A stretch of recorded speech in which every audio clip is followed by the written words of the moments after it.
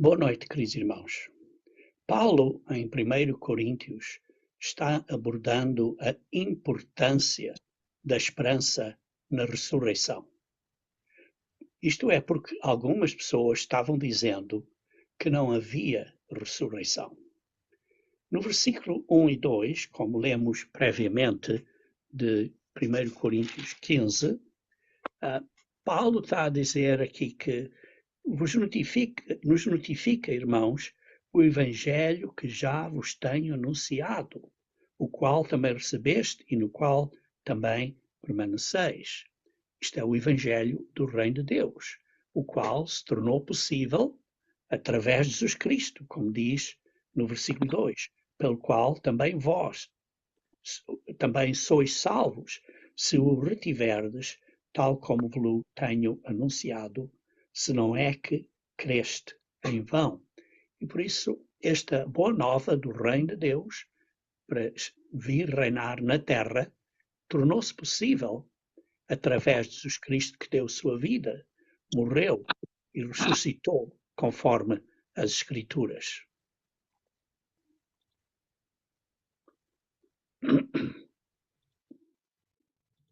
Ora, a esperança na ressurreição que Paulo ensinou é que, devido à ressurreição de Cristo, somos salvos. Isto é, o caminho da salvação está aberto. Depois lemos no versículo 4, diz aqui que Jesus Cristo foi sepultado e ressuscitou ao terceiro dia, segundo as Escrituras. Isto é, foi profetizado que ele morreria e que ressuscitaria ao terceiro dia. E depois, no versículo 5 e 6, está a descrever, versículos 5, 6, 7 e 8, está a descrever que há muitas testemunhas da ressurreição de Jesus Cristo, uma delas incluindo Paulo, que também é uma testemunha. Depois lemos no versículo 14 e no versículo 17, lemos: e se Cristo não ressuscitou, logo é vão a nossa pregação, e também é vã a nossa fé. E no versículo 17 diz: e se Cristo não ressuscitou, é vã a nossa fé, e ainda permaneceis nos vossos pecados. Por isso, se Cristo não ressuscitou, a nossa esperança é absolutamente em vão. Ora, por isso vemos muito claramente que o tema deste capítulo é a esperança da ressurreição. E depois lemos no versículo 20, que diz: mas de facto Cristo ressuscitou dentre os mortos e foi feito as primícias dos que dormem. Ele foi o primeiro que ressuscitou dos que dormem. Ele é as primícias, ele é o primeiro. Depois lê-se também versículo 21. Porque assim como a morte veio por um homem, também a ressurreição dos mortos veio por um homem. Isto é, através de Adão, todos morrem.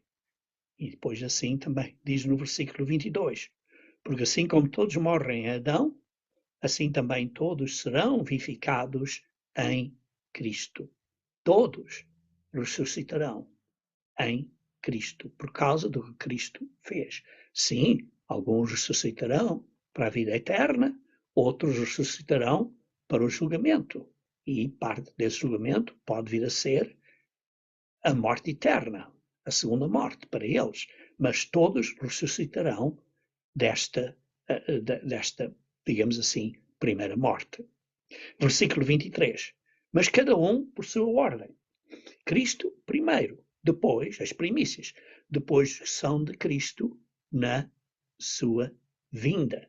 Isto é, aqueles de Cristo à sua vinda. E depois lemos no versículo 26, o último inimigo de ser aniquilado é a morte.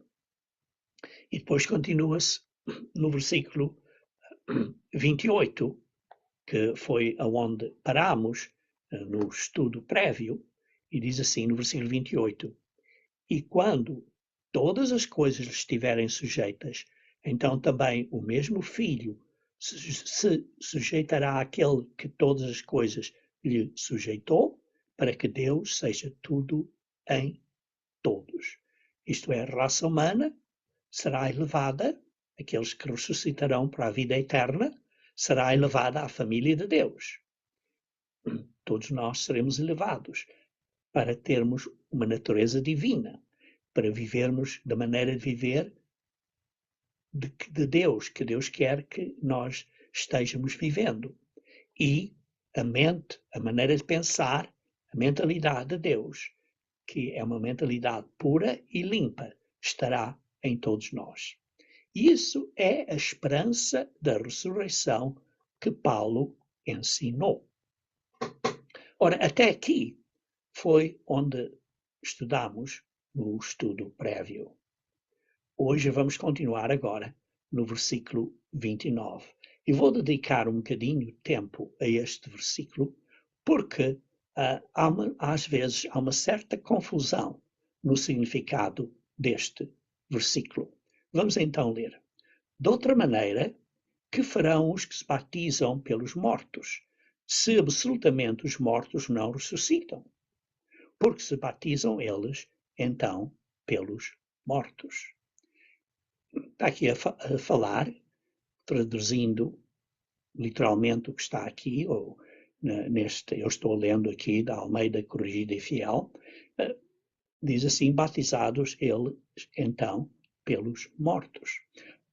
A razão que estou a abordar este tema com um bocadinho mais de detalhe é porque há um certo grupo que dizem que batizam pessoas pelas outras pessoas, isto é, pelos mortos, para que esses mortos estejam no reino de Deus. Ora, isso é um ponto muito fácil de refutar, porque não é bíblico.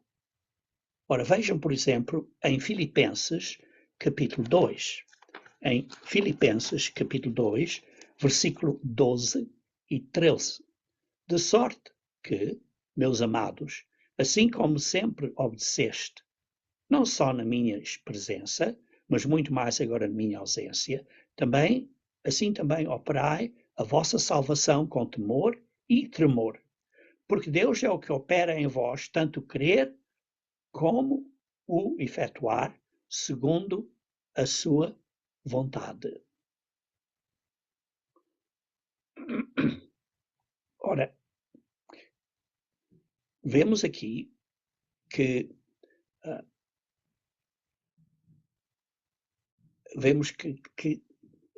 Deus está a trabalhar na nossa vida e nós é que precisamos de mudar. Deixa cá ver aqui Filipenses 2, versículo 12 e 13.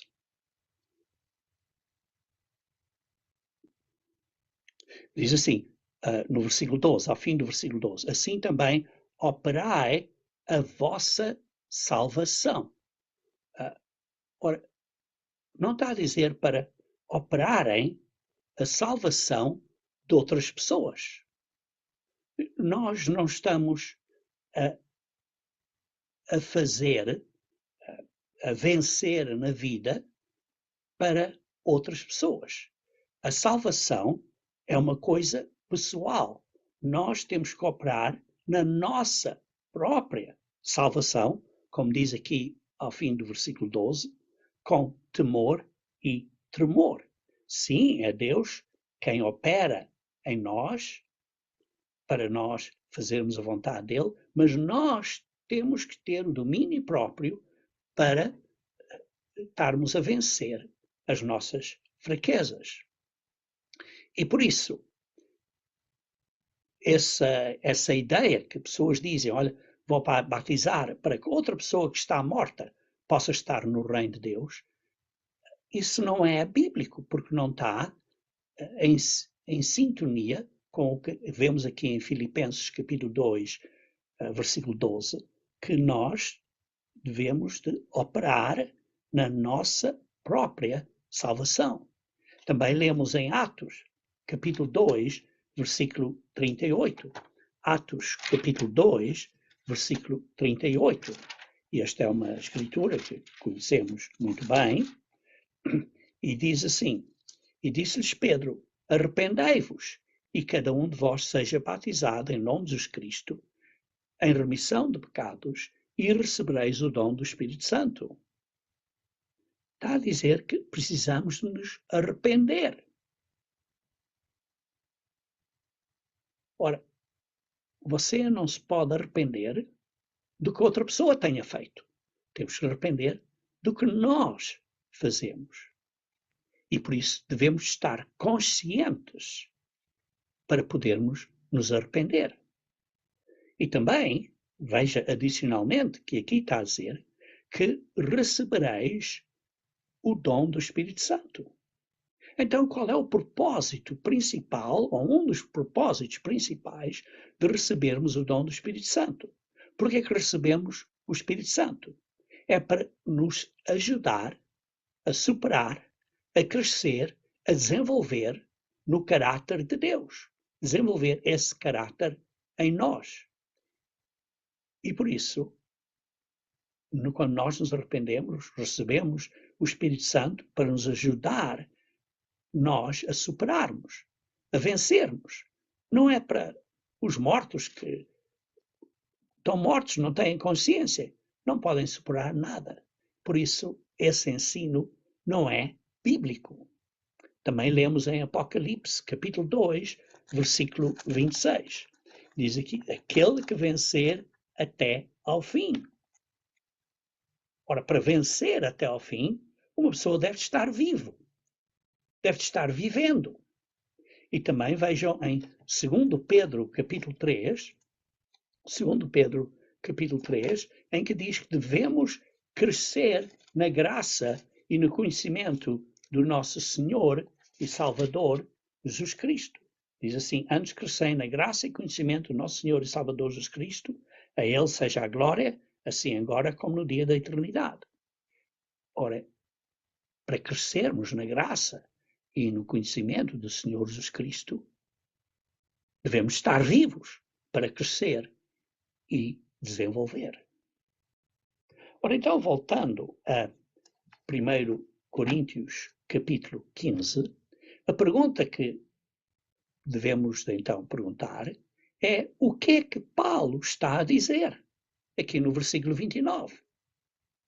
Porque, em primeiro lugar, lembre-se que o contexto de 1 Coríntios 15 é que o Evangelho do Reino de Deus tornou-se possível através de Jesus Cristo dar a sua vida, ele morreu e ressuscitou conforme as Escrituras. E por isso temos esta esperança na ressurreição, que é o que Paulo está a ensinar. Por isso, devido à ressurreição de Cristo, somos salvos. Isto é, temos o caminho da salvação aberto para nós. E como lemos no versículo 14 de 1 Coríntios 15, se Cristo não ressuscitou, logo é vã a nossa pregação. Se Ele não ressuscitou, a nossa esperança é vã. Por isso, está aqui um ponto importante que devemos ter sempre em mente. É quando há uma escritura difícil, por exemplo, é como uma peça de um quebra-cabeças que não se encaixa bem. Quando há uma escritura difícil, então a explicação deve se encaixar no restante da Bíblia e no contexto desse parágrafo ou dessa secção bíblica. Lembre-se desse princípio importante. Ora, deixe-me começar pelo fim. A nossa compreensão na Igreja é que se batizam pela esperança dos mortos. Isto é o contexto, a esperança dos mortos. Isto é, somos batizados para a remissão dos pecados, para podermos ressuscitar na primeira ressurreição. Essa é a nossa esperança. Ora, vejamos então como é que Paulo, em Romanos 6, explica isto de uma maneira mais clara, digamos assim. Romanos, capítulo 6. Vamos então começar a ler do versículo 1 e 2. Romanos 6. Que diremos, pois? Permaneceremos no pecado para que a graça abunde? De modo nenhum. Nós que estamos mortos para o pecado, como viveremos ainda nele? Por isso, morremos para o pecado. Estamos mortos para o pecado. Isto é, paramos de pecar. O ato de pecar está morto. Essas paixões de pecar estão mortas. Ou pelo menos devem estar mortas. Isso é o que nós comprometemos ao batismo. E por isso, significa isso que temos que parar o pecado está morto, mas também significa que o nosso corpo físico do velho homem está espiritualmente morto. Esse velho homem está condenado à morte. Isso é o que fazemos ao batismo. E por isso, que esperança é que nós temos sem a ressurreição de Cristo? Por isso é que diz, continuando no versículo 3 de Romanos 6, ou não sabeis que todos quantos fomos batizados em Jesus Cristo, fomos batizados na sua morte. Fomos batizados na morte de Cristo. O nosso velho homem deve morrer ao batismo. Vocês provavelmente lembram-se, quando foram batizados, o ministro pôs você debaixo da água e provavelmente teve uma pessoa para ajudar que estava, por exemplo, a ver, de certeza, que, por exemplo, não havia nada do seu corpo que estivesse ainda fora da água, porque você estivesse completamente submerso na água. Isto é, batizados em sua morte. Isto é simbolicamente. O nosso velho homem deve morrer. Por isso, precisamos estar arrependidos. É o que eu muitas vezes repito quando dou aconselhamento antes do batismo às pessoas, que o arrependimento não é só arrepender do que fizemos no passado, mas é arrepender do que somos. Nós somos este velho homem. Este velho homem que nós somos deve morrer. Por isso, continuando então a ler no versículo 4, de sorte que fomos sepultados com ele pelo batismo na morte, para que, como Cristo for ressuscitado dentre os mortos, pela glória do Pai, assim andemos nós também em novidade de vida. Precisamos andar numa nova vida. Por isso, somos batizados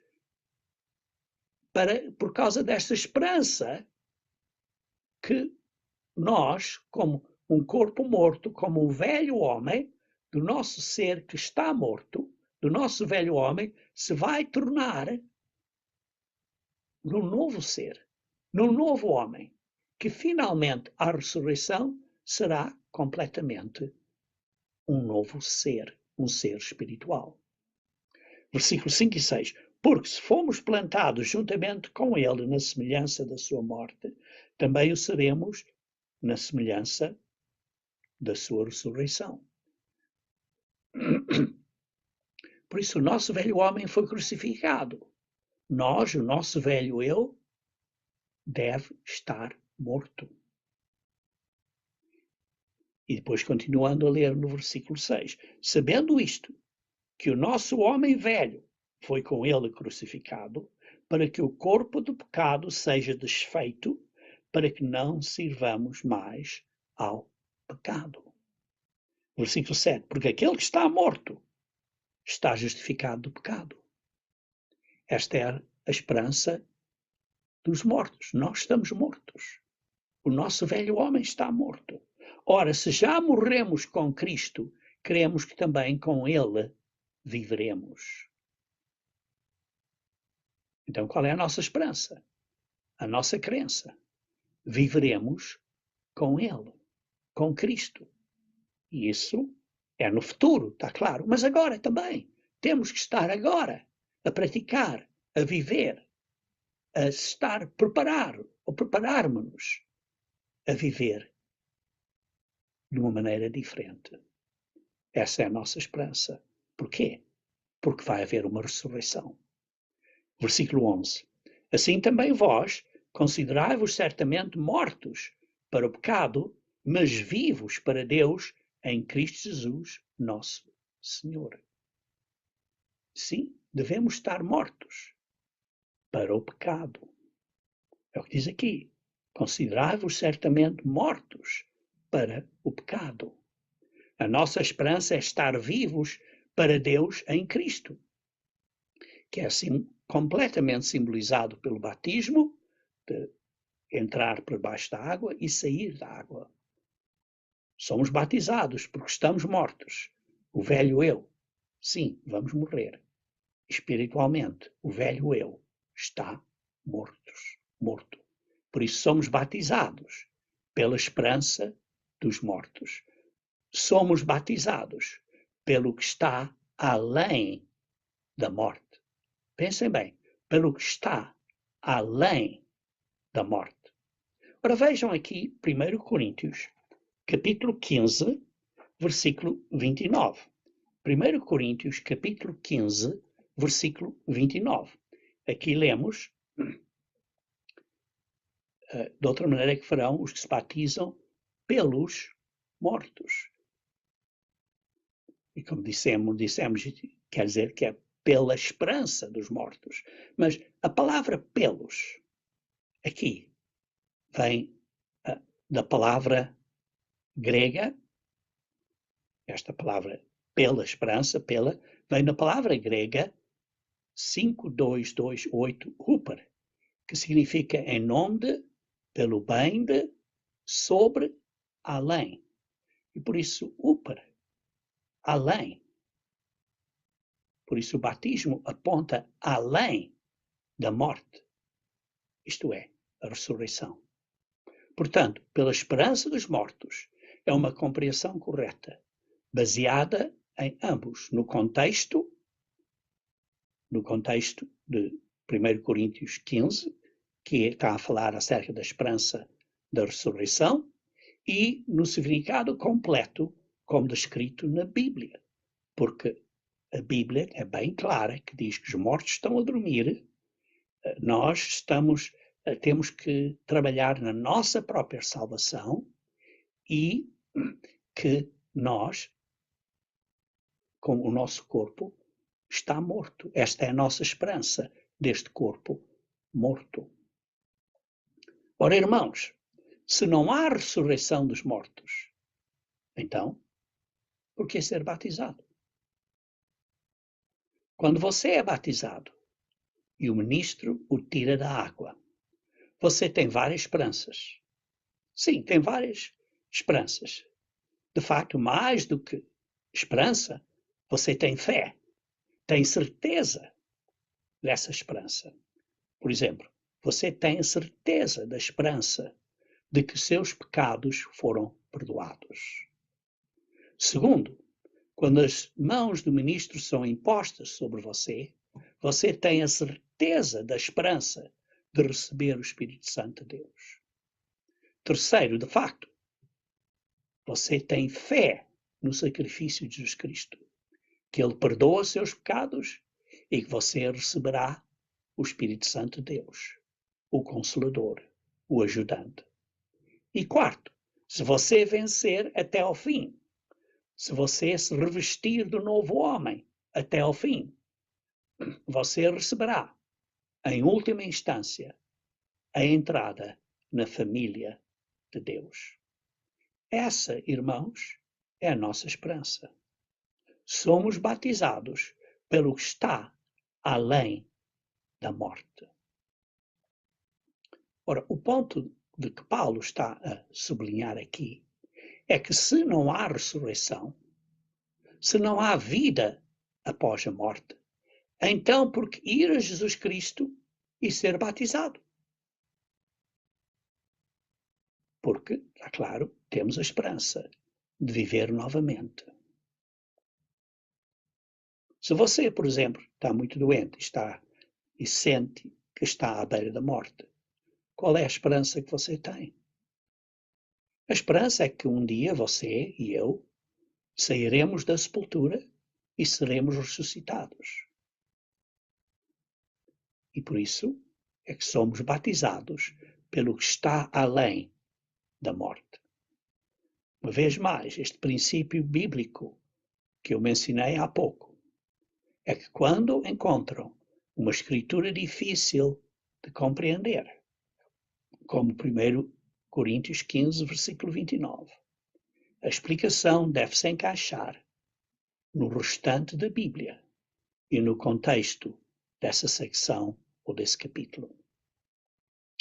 Por isso, continuando no versículo 29, o batismo representa a ressurreição, a esperança dos mortos.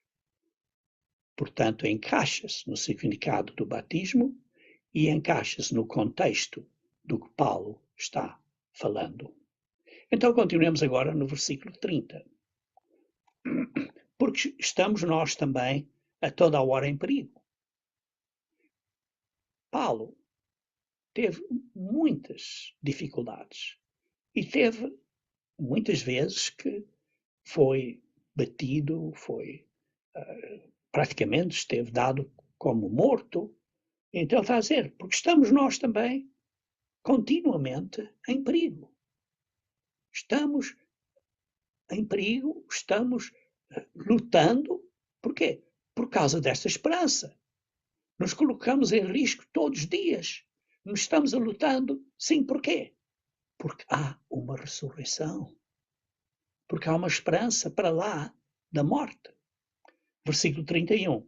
Eu, isto é Paulo, reafirmo, diz assim, eu protesto que cada dia morro, glorificando-me em vós por Cristo Jesus, nosso Senhor. Em outras palavras, eu, Paulo, reafirmo esta esperança. Ao me orgulhar diariamente do meu compromisso a Cristo. E por isso eu, isto é Paulo, morro todos os dias. Nós precisamos morrer diariamente. O que é que isso quer dizer? Temos que matar diariamente os nossos impulsos carnais. Temos que, sempre que haja o impulso carnal incorreto, temos que matar, temos que pôr esse desejo na morte, matar diariamente. Como cristãos, devemos ter matado o velho homem no batismo.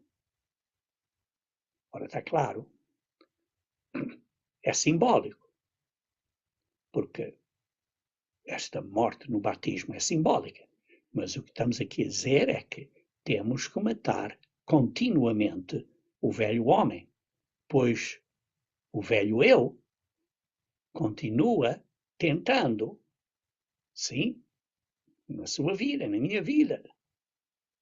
Este velho eu continua tentando, diariamente, tentando sair da sepultura.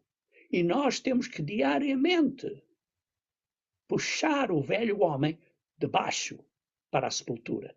Temos que matar este velho homem. Temos que colocar esse velho homem de volta na sepultura diariamente. Versículo 32. Se, como homem, combati em Éfeso contra as feras, que me aproveita isto se os mortos não ressuscitam? Comamos e bebemos, que amanhã morreremos. Aparentemente, Paulo foi julgado, ou foi atirado, na arena em Éfeso, perante feras. Isso vê-se quando lemos aqui em 2 Coríntios, capítulo 1, versículo 8 a 10. 2 Coríntios, capítulo 1, versículo 8 a 10.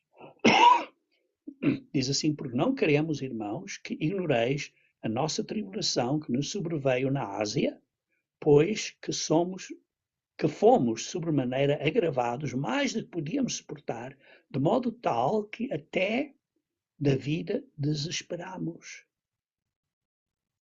Mas já em nós mesmos tínhamos a sentença de morte, para que não confiássemos em nós, mas em Deus que ressuscita os mortos, o qual nos livrou de tão grande morte e livra, e quem esperamos que também nos livrará ainda.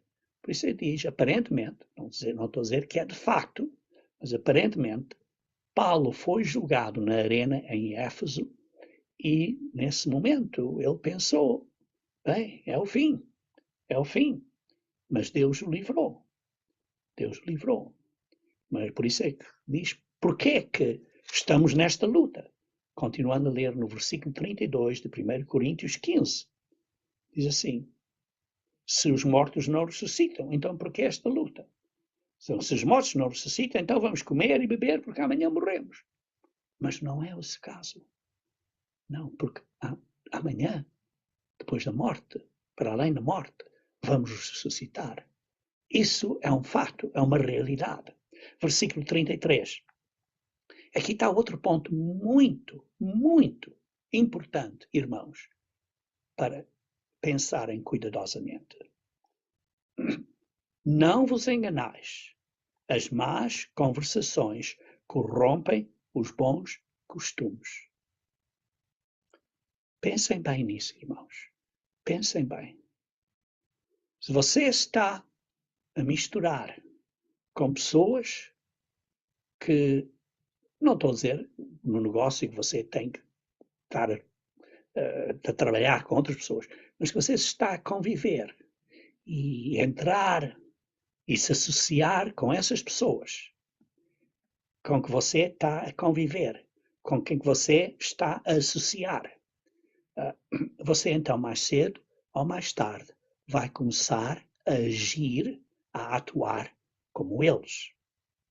Outras palavras, notem bem, prestem atenção, irmãos. Se você está a associar com aqueles que têm doutrinas erradas, conceitos errados, ideias erradas, isso mais cedo ou mais tarde vai influenciar você, vai contagiar você e vai fazer com que você ande para trás. Não sei se fui bem claro, espero que sim. Por isso é que Paulo diz, não vos enganeis.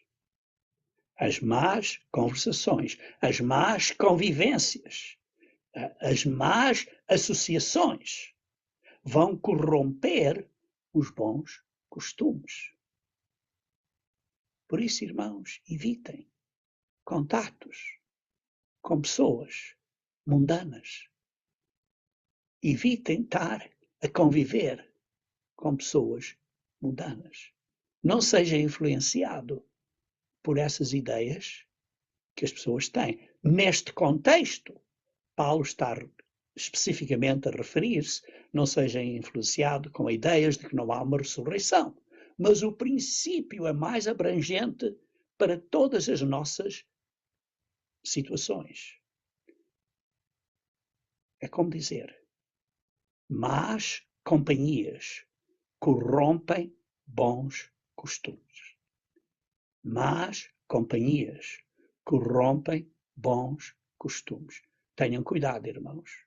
Muito cuidado. Tenha cuidado com quem é que você se mistura. Escolha os seus amigos com cuidado.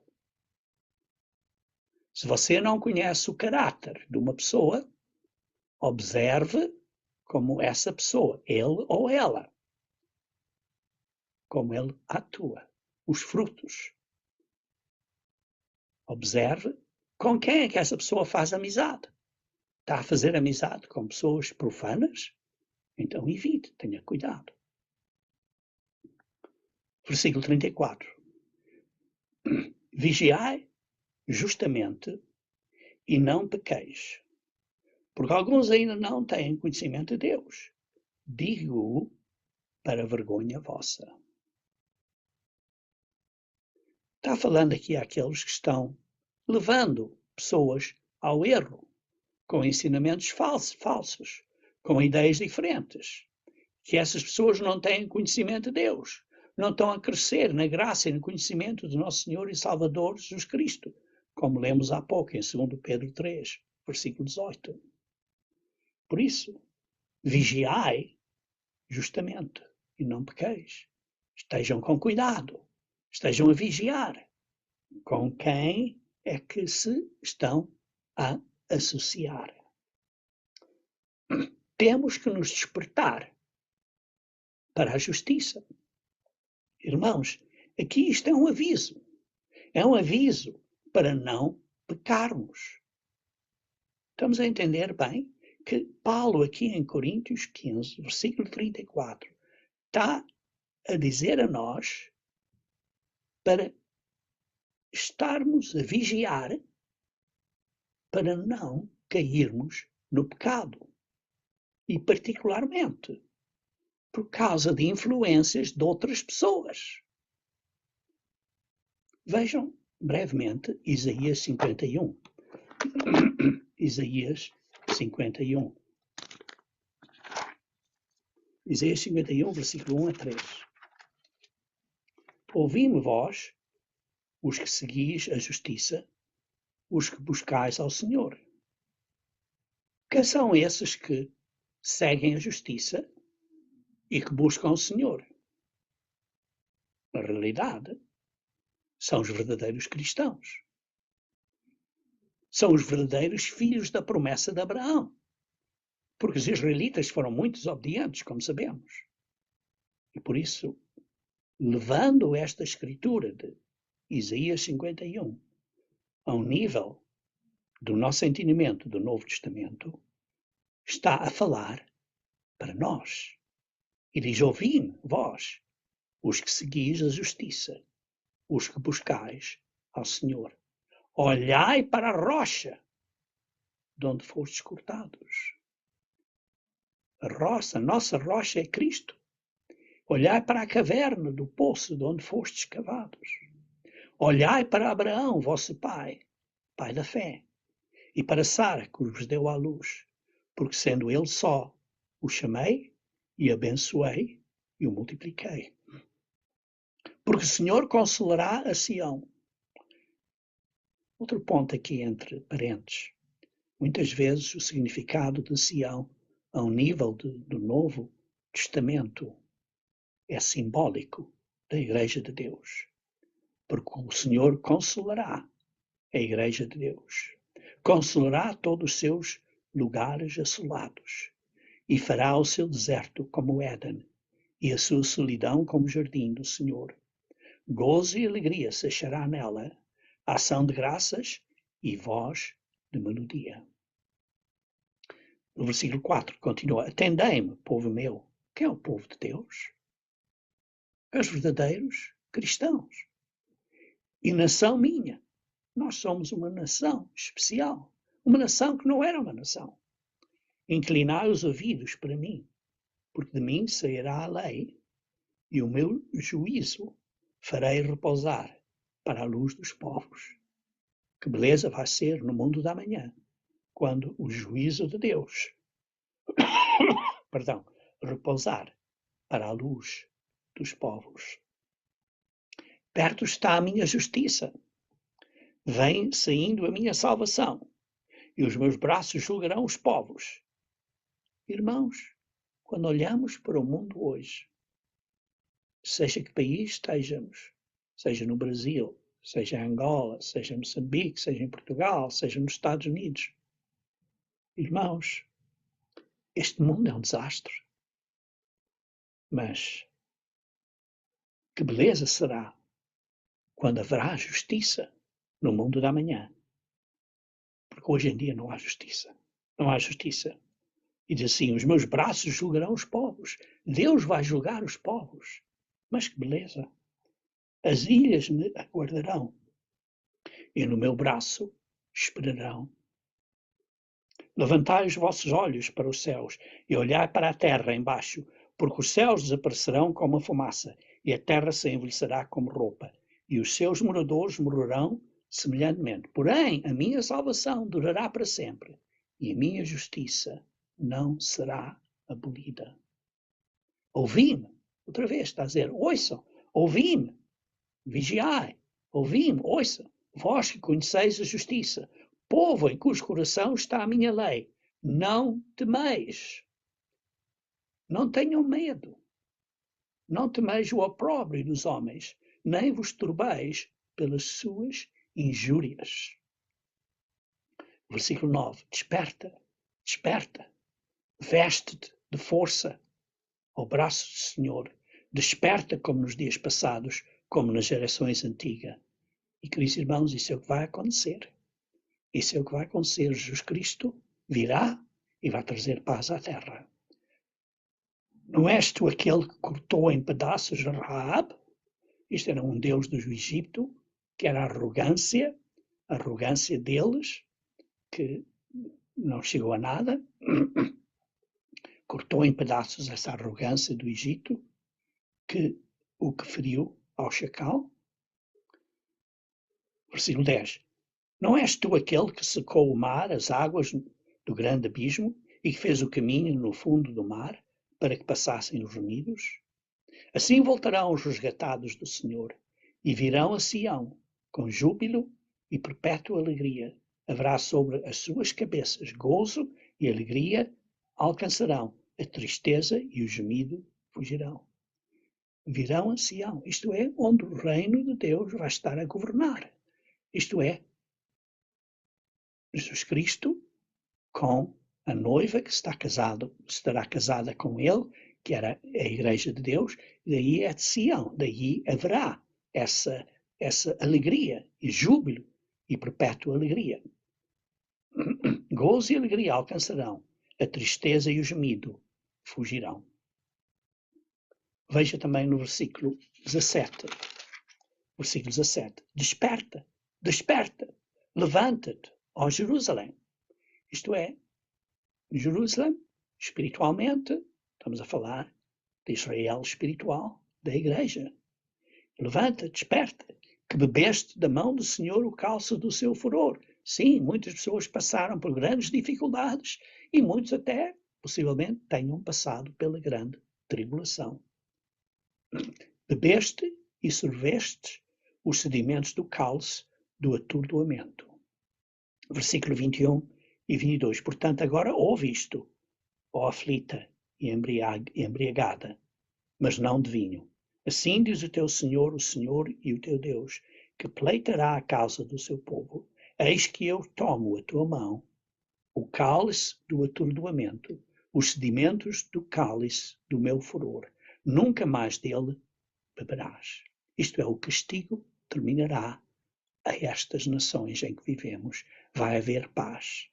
E depois no capítulo 52 continua. Desperta, desperta, veste-te da tua fortaleza, ó Sião. Desperta, igreja, verdadeiros cristãos, Israel espiritual, desperta-te, veste-te das tuas roupas formosas, ó Jerusalém, cidade santa, porque nunca mais entrará em ti nem incircunciso, nem imundo. Vejam também o versículo 7. Quão formosos são sobre os montes os pés do que anuncia as boas novas, que faz ouvir a paz, do que anuncia o bem, faz ouvir a salvação, do que diz a Sião, o teu Deus reina. Queridos irmãos, esta porção do Antigo Testamento é aplicado a nós, porque isto é o que Paulo mencionou em Romanos 10, versículo 15. E depois diz no versículo 11, retirai-vos, saí daí, não toqueis coisa imunda.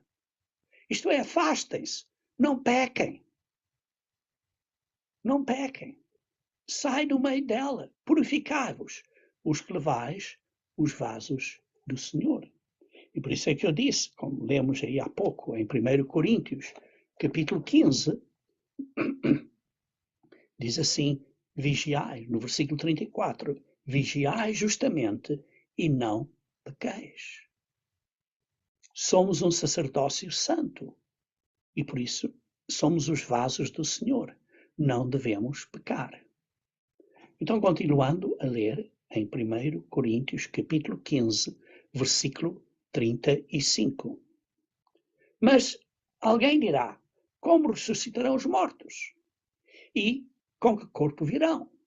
Porque lembrem-se que o texto aqui, o contexto de Paulo é que haviam certas pessoas que estavam a questionar, a perguntar, não vai haver ressurreição, e como é que vão ser ressuscitados? Com que corpo? Porque o corpo foi destruído. Então Paulo explica no versículo 36 e 37. Insensato, o que tu semeias não é vivificado se primeiro não morrer. E quando semeias, não semeias o corpo que há de nascer, mas o simples grão, como de trigo, ou de outra maneira, ou de outra qualquer semente.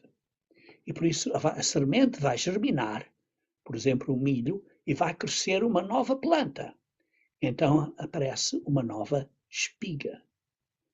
E por isso nós temos que estar preparados para o velho homem morrer, o velho caminho, a velha maneira de viver. Vejam em João, capítulo 12.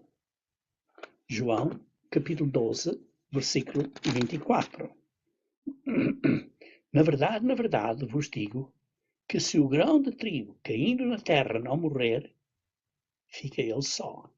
Mas se morrer, dá muito fruto.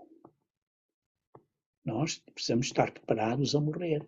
Mas este grão aqui é o Filho do Homem, que morreu, mas nasceu de novo, como um ser glorificado, para nos abrir o caminho da vida eterna.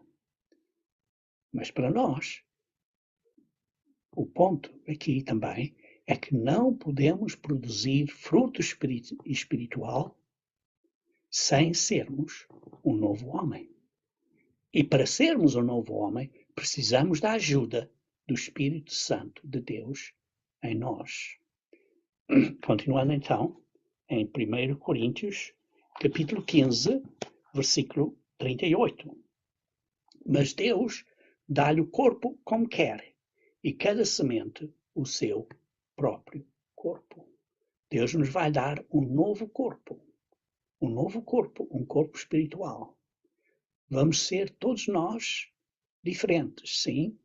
Você e eu somos diferentes, sim, somos semelhantes, mas também somos diferentes. Cada um de nós tem a sua própria personalidade, cada um de nós tem os seus próprios talentos e habilidades, e espiritualmente, cada um de nós tem os seus dons espirituais. Isso é para fazermos parte do plano de Deus. Todos nós vamos ter uma responsabilidade no reino de Deus. Versículo 39. Nem toda a carne é a mesma carne, mas uma é a carne dos homens, e a outra é a carne dos animais, e a outra dos peixes, e a outra das aves. E por isso, todos os tipos de carne de vários animais são diferentes. Deus nos vai dar um corpo novo. E então ele continua a explicar isso no versículo 40.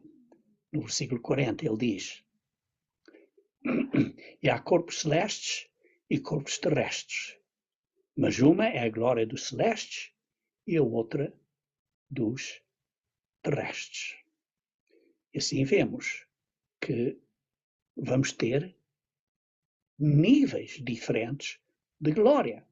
Diz assim, uma é a glória do sol, e a outra é a glória da lua, e a outra é a glória das estrelas, porque uma estrela difere em glória da outra estrela. E sim, irmãos, certos irmãos entre nós, uns vão ter mais glória do que outros. Mas isso é de acordo com os frutos que produzimos hoje e conforme o que fazemos. E está claro, de acordo com a vontade de Deus. Mas vejam também em Daniel 12, versículo 3. Daniel 12, versículo 3.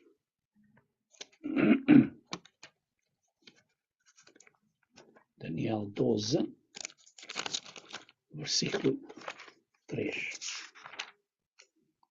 Diz assim, os que forem sábios pois resplandecerão como o fulgor do firmamento. E os que a muitos ensinam a justiça, como as estrelas, sempre e eternamente. Vamos brilhar como as estrelas, em glória, mas está claro, com diferentes graus de glória, porque as estrelas também têm diferentes graus, digamos assim, de luz, de intensidade. E por isso, quanto mais vencemos, conforme as nossas obras, por exemplo, vejam em Apocalipse 22, versículo 12. Apocalipse 22, versículo 12. E eis que cedo venho, e o meu galardão está comigo, para dar a cada um segundo a sua obra. Então vamos receber um galardão. Sim, a vida eterna é um dom, mas além da vida eterna, vamos ter um galardão, segundo as nossas obras. Então, continuando a ler agora em 1 Coríntios, capítulo 15, versículo 42. Assim também a ressurreição dentre os mortos. Semeia-se o corpo em corrupção, ressuscitará em incorrupção.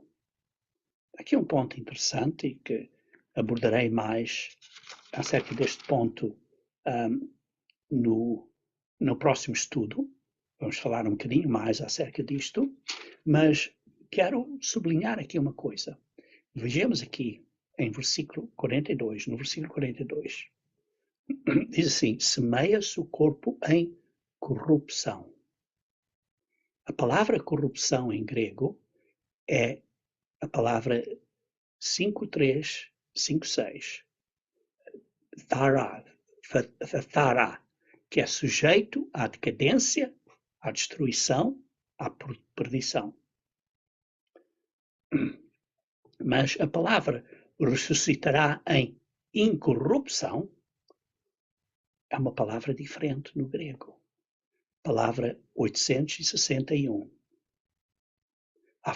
Afarsia, que quer dizer perpétuo, incorruptível, isto é, que tem perpetuidade. Tem perpetuidade.